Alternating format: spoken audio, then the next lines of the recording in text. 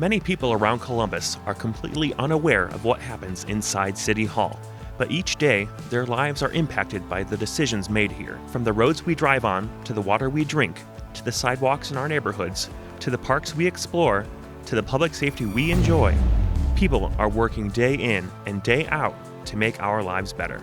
Welcome to Council in 90, where we share stories about what's happening in your community through the work done here at City Hall.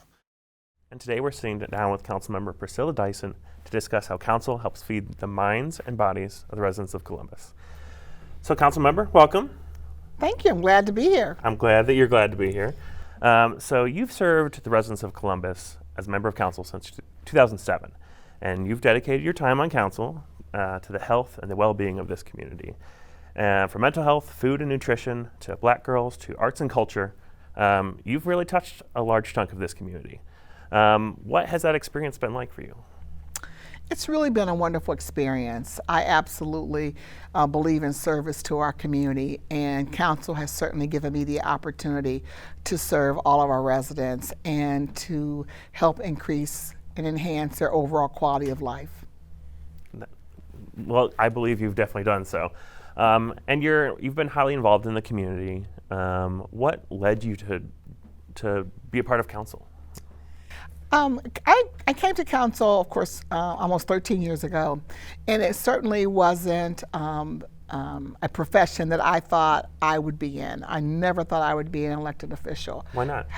Well, because it just never dawned on me that would happen. I always knew, though, that I would be a leader, and I also enjoy serving. And so for me, coming to council gave me another opportunity to be able to serve the community at a different level. I'd had experience in the private sector, the nonprofit sector, and so I was also a part of the Columbus Civil Service Commission, and then this is just another opportunity to serve at a different level, and I love it because it's also really, City Council is close to the people. Local government is close to the people. Absolutely. And I enjoy that part. You said that you knew you'd be a leader. Well, where does that come from for you? What drew you to that? I want to dig down just a little bit. I think as a young girl, I knew that I enjoyed really helping people, but I also recognized that I had skills to be able to help people to move forward. Mm-hmm. And that's really leadership, as well as helping other people, not just our residents, people to move forward. So I knew that I had that skill set, and this was a great way to continue to use the skills. It's like I believe everyone has their own special gifts, and if we are fortunate enough to use those skills, then the world's a better place. And so I've been really blessed to use the gifts that I have to be able to hopefully help people. And there's certain gifts that I know I don't have, and so I have great people around me who have those gifts for us to be able to help. Awesome. But you've been helping people as part with the Health and Human Services Committee, which is a committee that you've led for quite a while. Tell me a little bit about your work on that committee and how you take that leadership and that natural drive to serve to take that to help people in that vein. Well, Health and Human Services is a committee that is really looking at what are the issues and needs of individuals in our community. As we are always talking in our community about, there's 2/3 of individuals doing really well in our community, and 1/3 of our population is not doing as well. And so Health and Human Services plays a role in helping individuals until they're able to really enhance their quality of life at a different level, to provide them with those resources to help them to continue to move forward. And so from looking at employment, to looking at,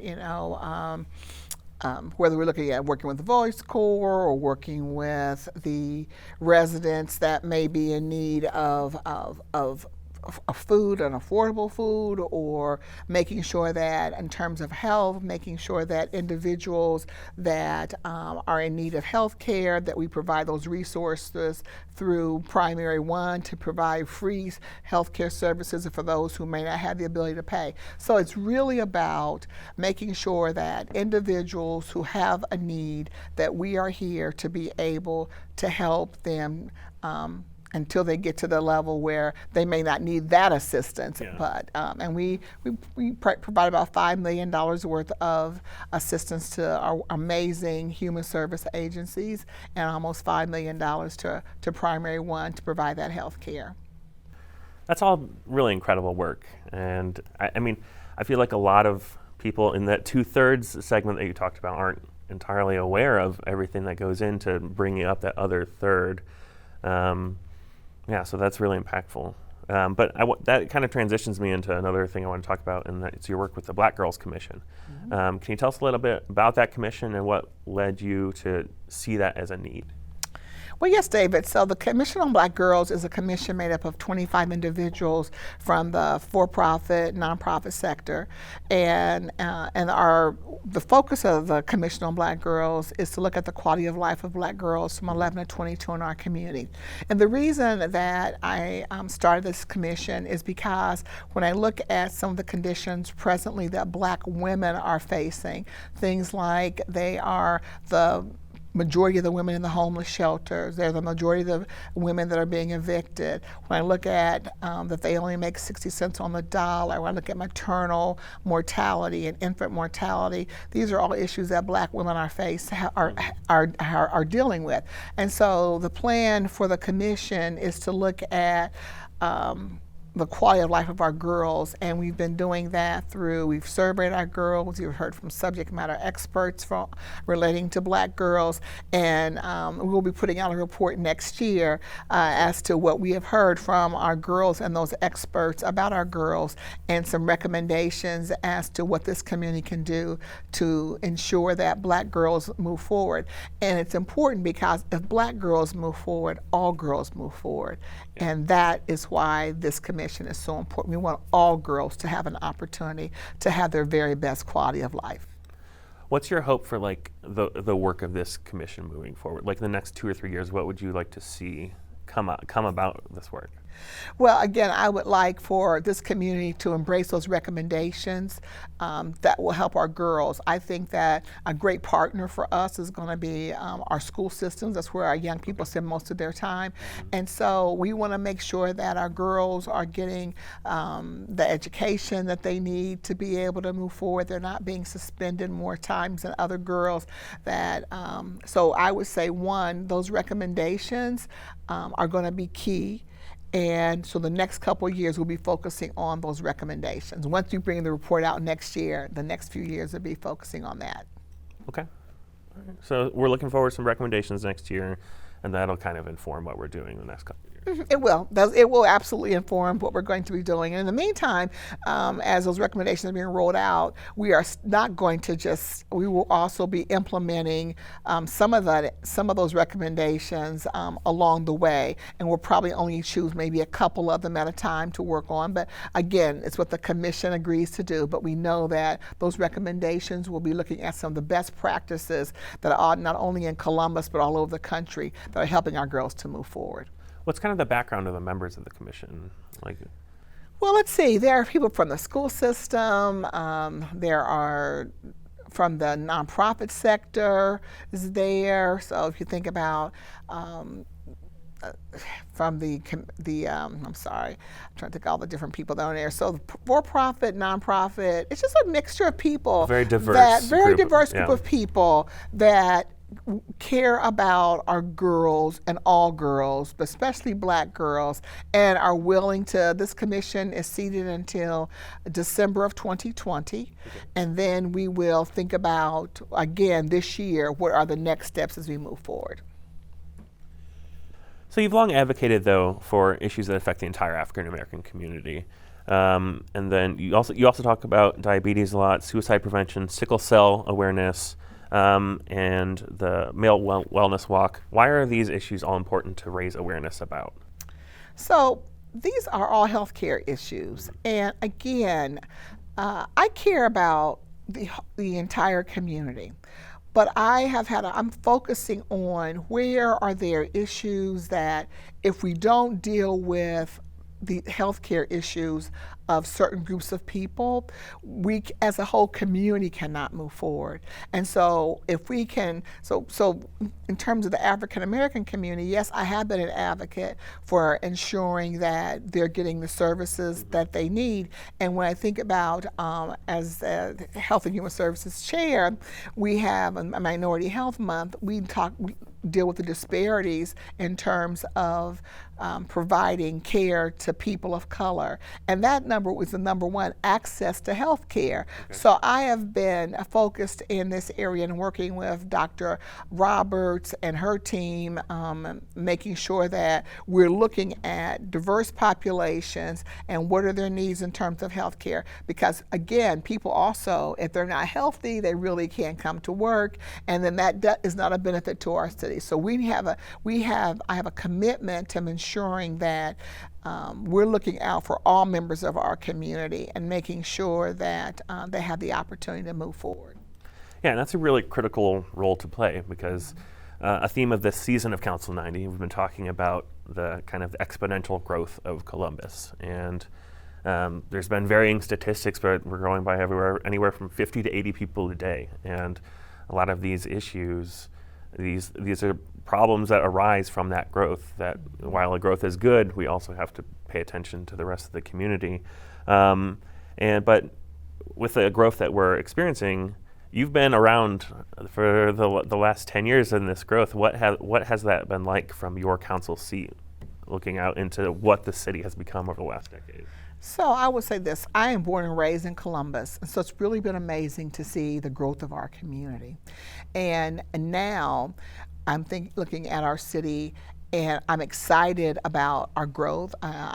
Over the weekend, I think I read something that we are the third hottest market in terms of housing. We're real hot. In terms of housing, and so that's great. That's a great statistic. We want people to want to live in Columbus, but I'm also, when I hear about that, I also think about again those 2/3 of those individuals that are helping to move, that are excited to live here and to move forward. But I also think about that 1/3. So what does that mean to our community? So our community is growing at this amazing rate. New people, you said, are wanting to come to our city, and we've got to now, what I deal with on a daily basis when I'm here and thinking about when I chair the zoning committee is that we got to start looking at, we have less land, we have more people coming. We're not building as many, developers aren't building houses, they're building density, they're building up. And how do we work with our community to get comfortable with more density, with apartments, with more traffic? Those are the concerns that our residents have. And so I'm glad to have this conversation with you because hopefully they'll be listening and begin to know that the city does have a plan. There is a plan working with MORPC to start dealing with these issues, but we're a different city than we were 10 years ago. I look at downtown, I look at the central city parts of our community. We're a very different place, which is wonderful. But again, with growth comes some challenges that I'm sure we have the skill set to face. I just want to talk a little bit about density that you were talking about there. So people are building up, and single-family homes are not being built as quickly as I think we would like. I don't think. Tell me a little bit about what you've seen in the density part of Columbus, I guess.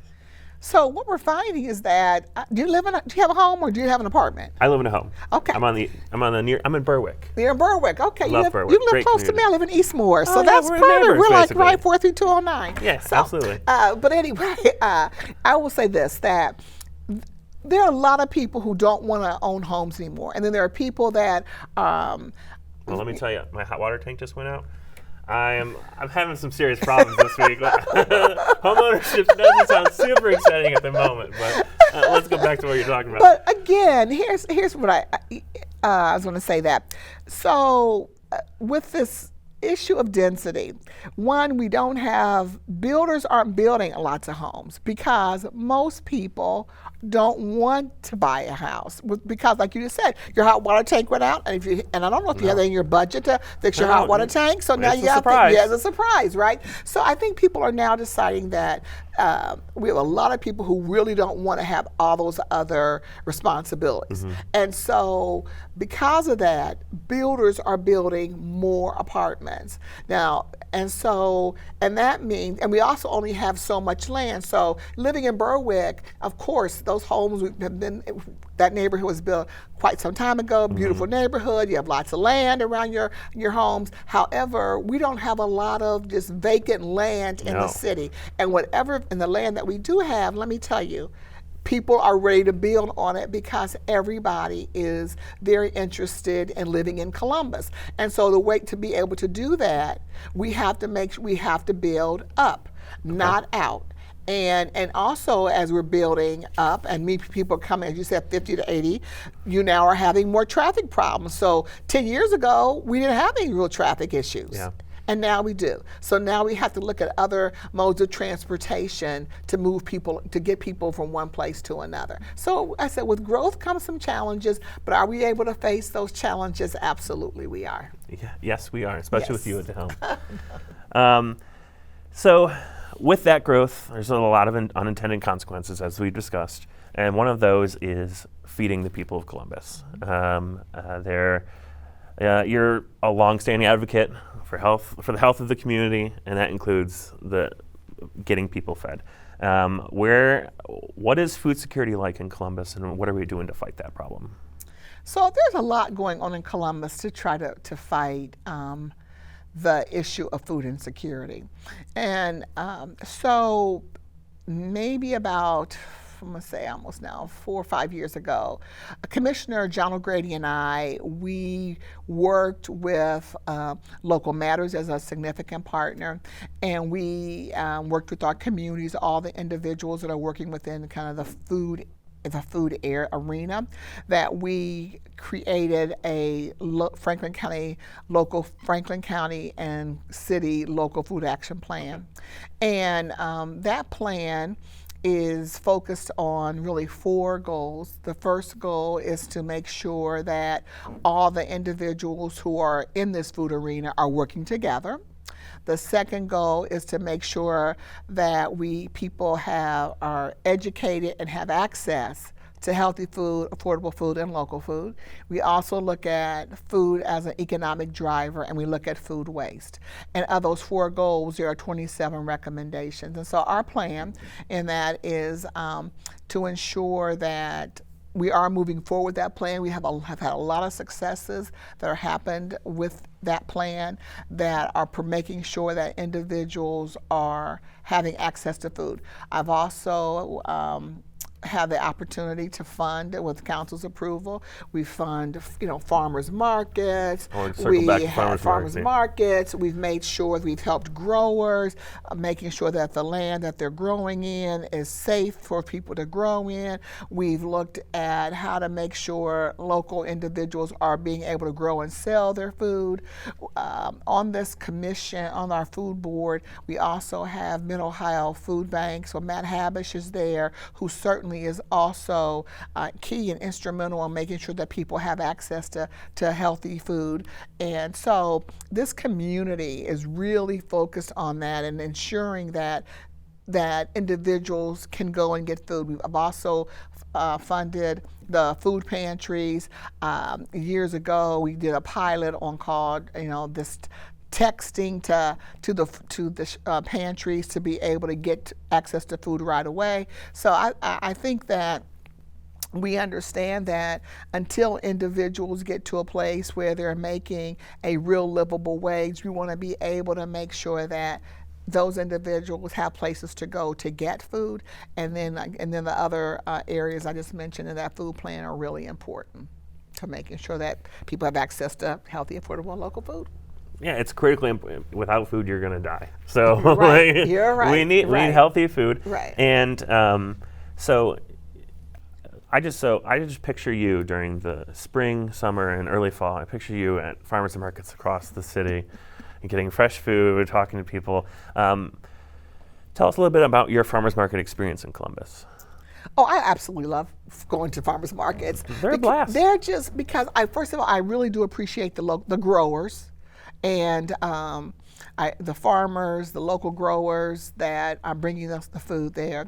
But I also understand because it's their business, and so it's an economic driver for them. And the people that are there purchasing, I enjoy. I love going and talking to people. Everyone's happy at a farmer's market. They're exactly right. Everybody's in pretty good spirits there, and so we've had the opportunity to. I helped fund. We had our first farmers market that is in the Linden community, and I funded that a year ago, and so this year they didn't require our funding, but we provided them with all the tools they needed to have a successful market, and it's been great. And we're also helping to support through a collaborative other farmers markets, and I enjoy going there, seeing them, and buying these fresh fruits and vegetables and other kinds of foods that are there. We always get good honey at farmers markets. It's great. So what's next on your agenda? What's the next big thing for Councilmember Priscilla Tyson to tackle? Well, the next big thing is first of all, making sure that the Commission on Black Girls Work is, that we begin the work and the work is sustainable. And then second of all is the human services. Human Services has been funded at the same amount for quite some time. The needs of our community are growing. We give about $5 million to, like I said, to the human service organizations. But however, we know that the requests have been anywhere from $13 million, $20 million. So again, until people can move forward in their lives to make a sustainable wage, we have to help them to move forward. And our wonderful social service agencies do a great job, but the needs are great. Just think about 3 years ago, we weren't having even really discussions around addiction illness, and so that has changed. So that's a whole different group of people that need that kind of support.